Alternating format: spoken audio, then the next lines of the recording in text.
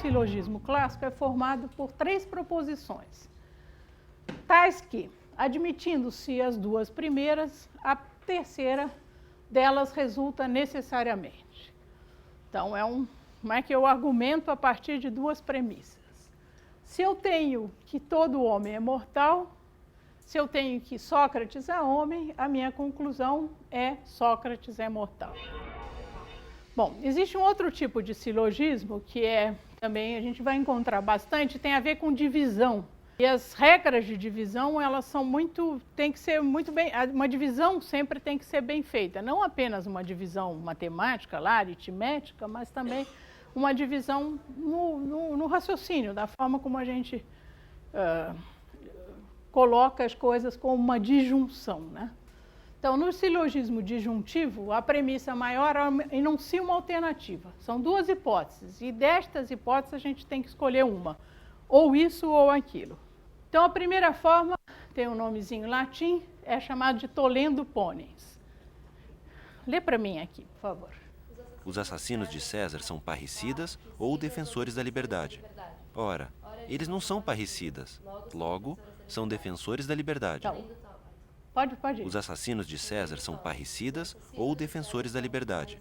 Ora, eles são parricidas, logo, não são defensores da liberdade. Tá.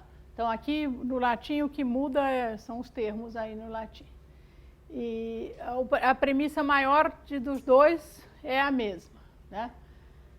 Como vocês veem, a única diferença aqui é que na primeira a premissa menor é negativa e na segunda ela é positiva, né? Ela é afirmativa. Qual é o exemplo histórico que está por trás desse exemplo? O caso histórico, o episódio histórico que está por trás desse exemplo? O assassinato do César. Isso. O assassinato do César, né? E por que parricida? Sabe o que é parricida? Quem mata o pai. Quem mata o pai, Também descobri com esse exemplo. Há algum tempo, mas com esse exemplo.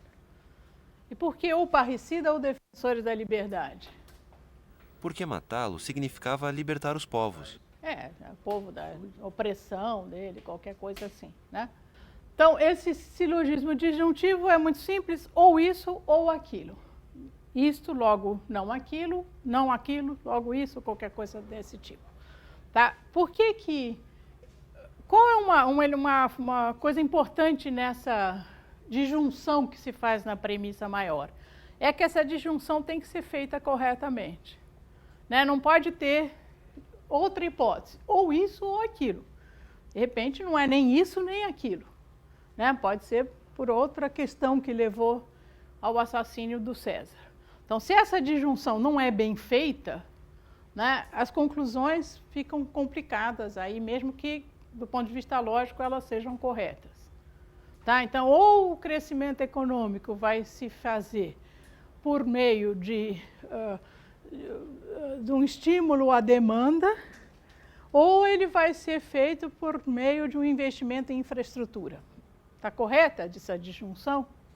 Tá? Então, é isso que tem que ser pensado em casos concretos. Um silogismo extremamente importante que a gente vai ver aqui é o chamado silogismo hipotético. O que é o silogismo hipotético? A premissa maior enuncia uma hipótese e afirma uma conclusão que se segue da mesma. Então, o primeiro é o modus ponens, que é a afirmação do antecedente.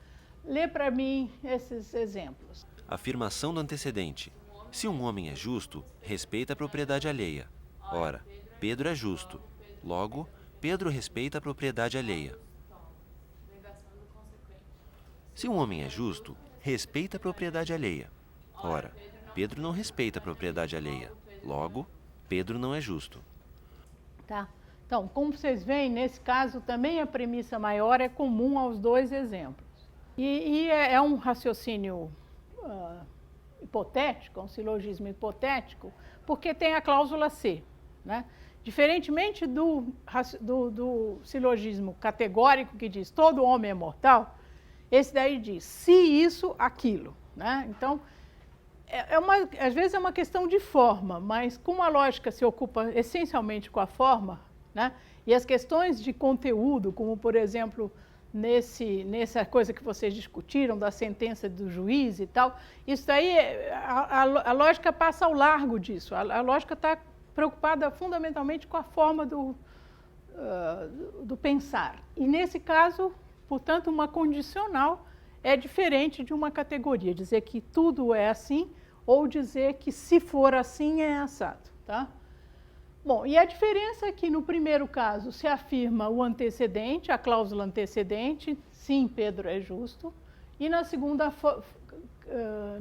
forma, no modus tollens, se nega o consequente. Não, ele não respeita a propriedade alheia. Tá? Então, esses dois formatos são formatos absolutamente corretos, é assim que funciona. Tá?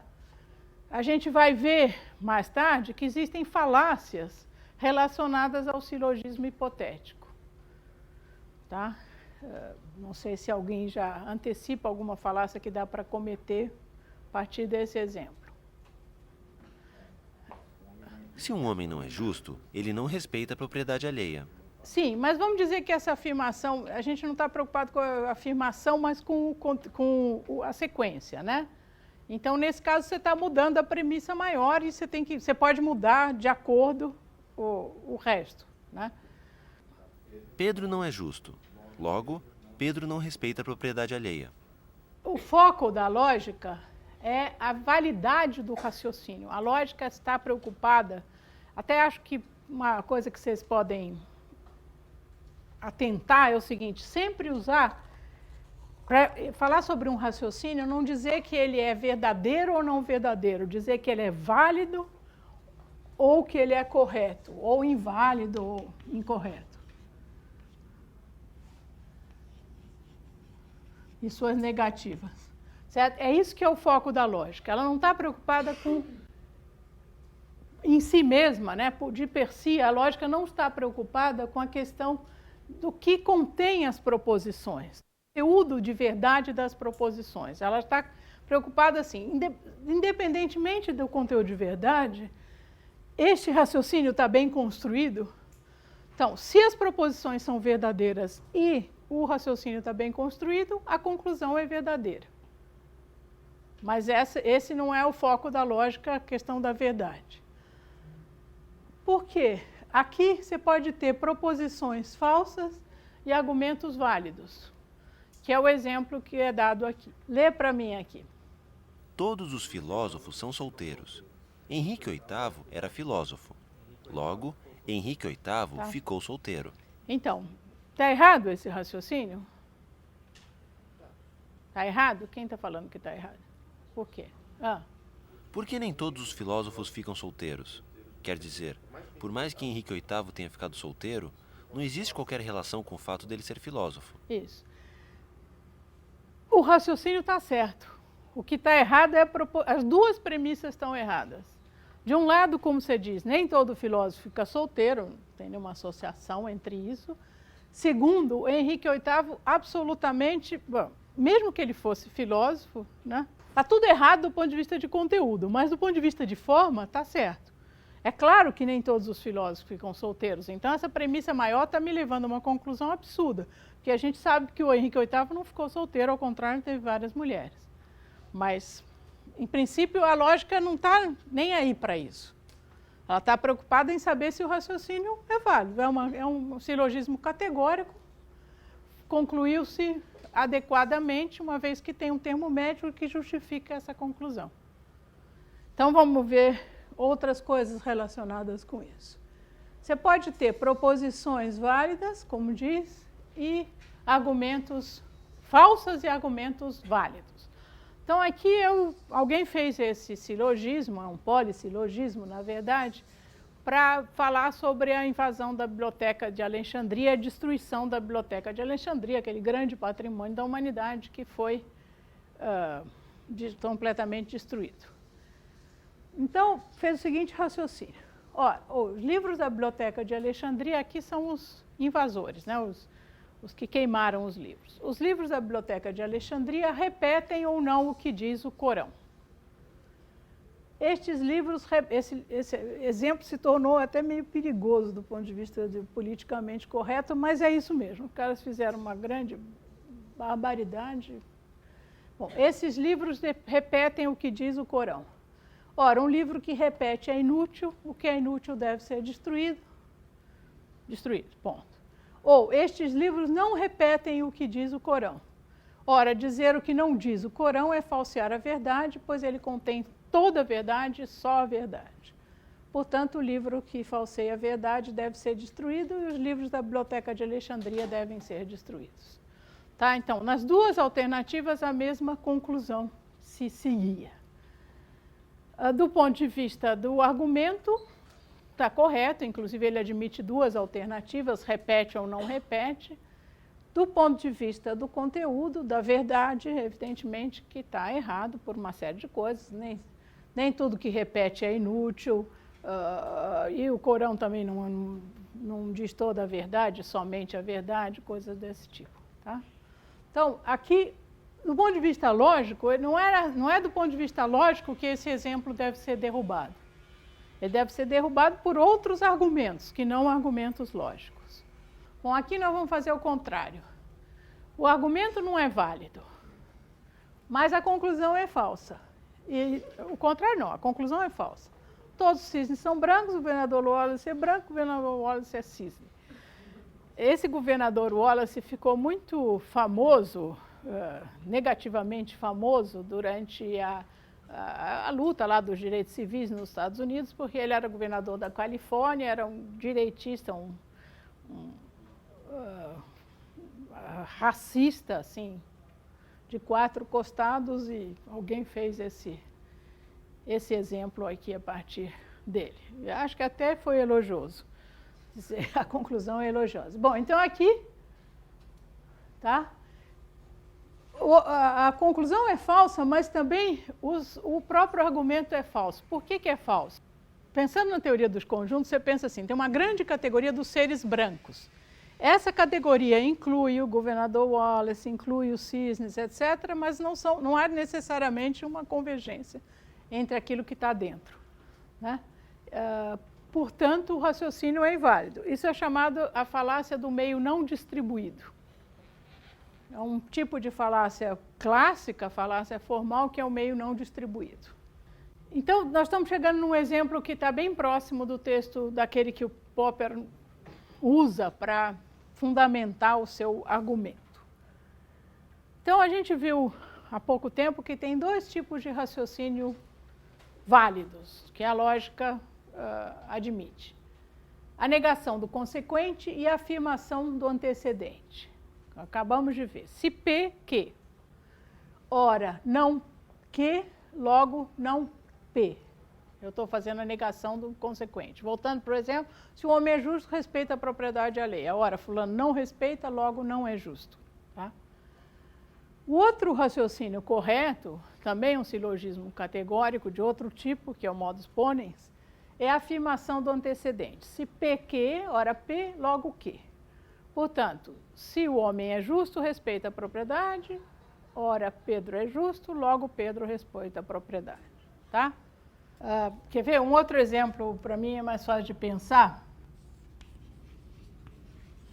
Se chover, a rua ficará molhada. A gente pode dizer até encharcada, impossível de andar. Tá? Bom, a rua não está molhada.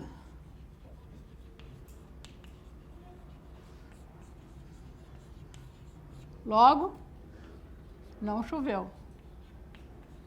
É exatamente a estrutura desse argumento. Você nega o consequente, portanto, você nega o antecedente. Tá?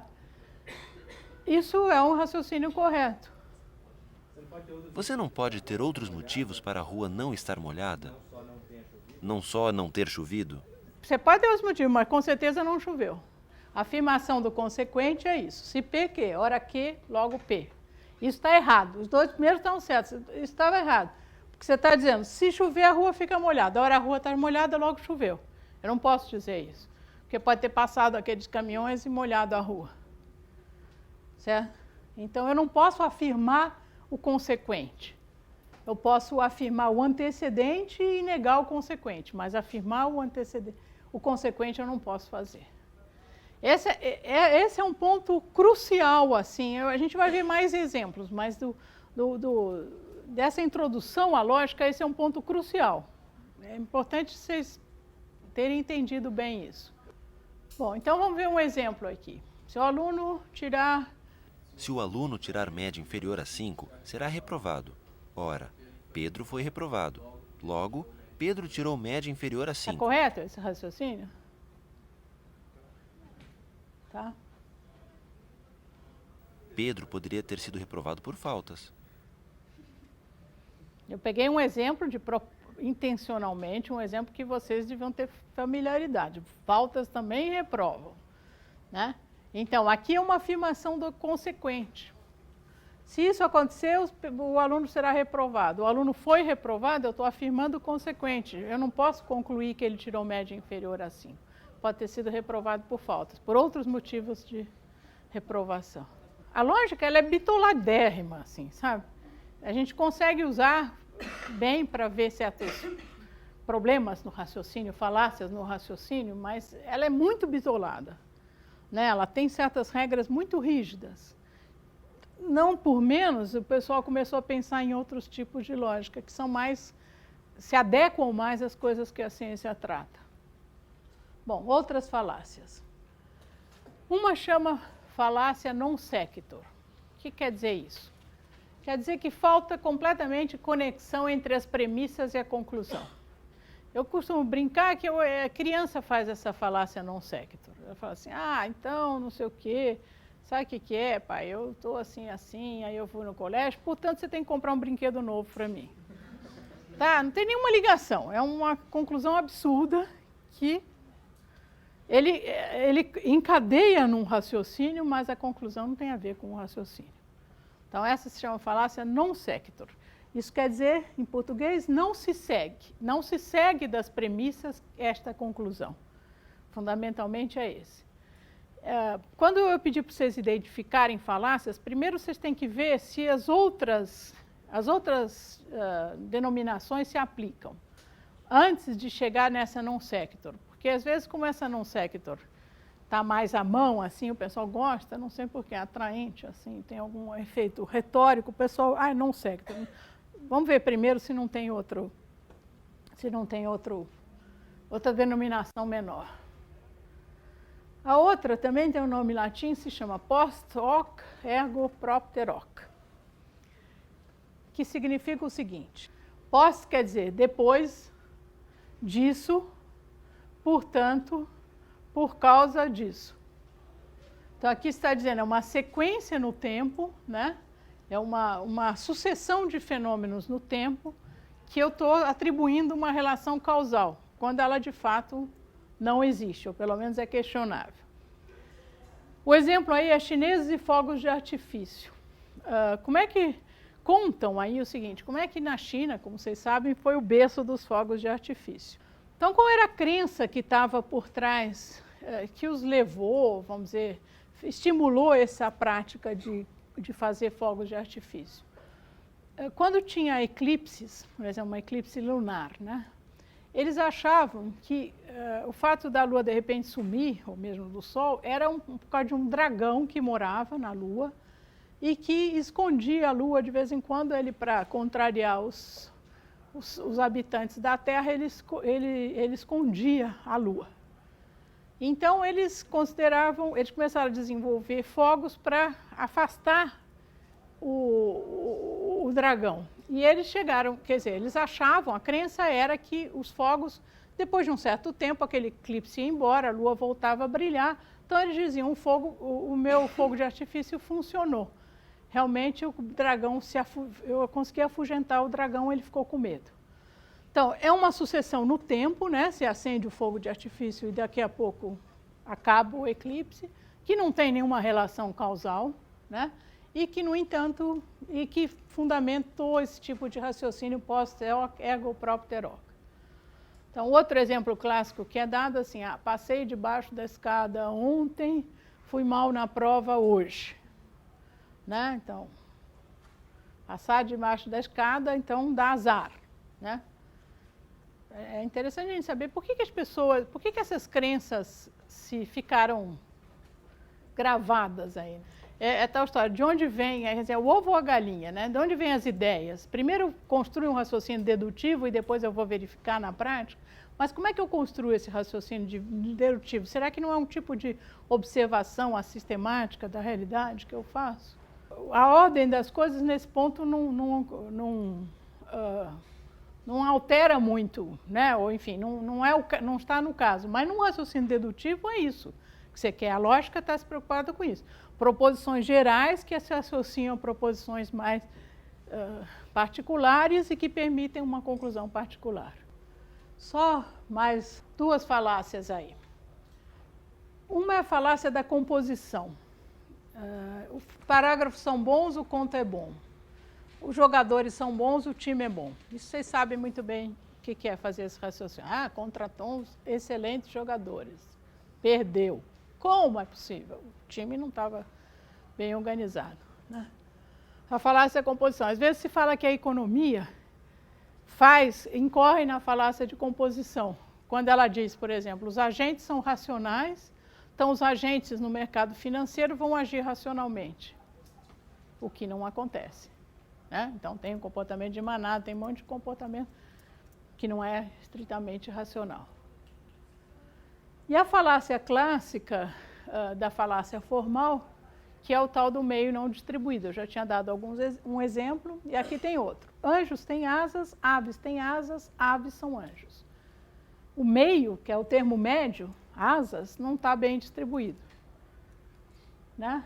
Nem todos os seres que têm asas são aves, né? O conjunto de seres alados é maior do que o conjunto, seja dos anjos, seja das aves. Tá? E a gente continua com as falácias a aula que vem.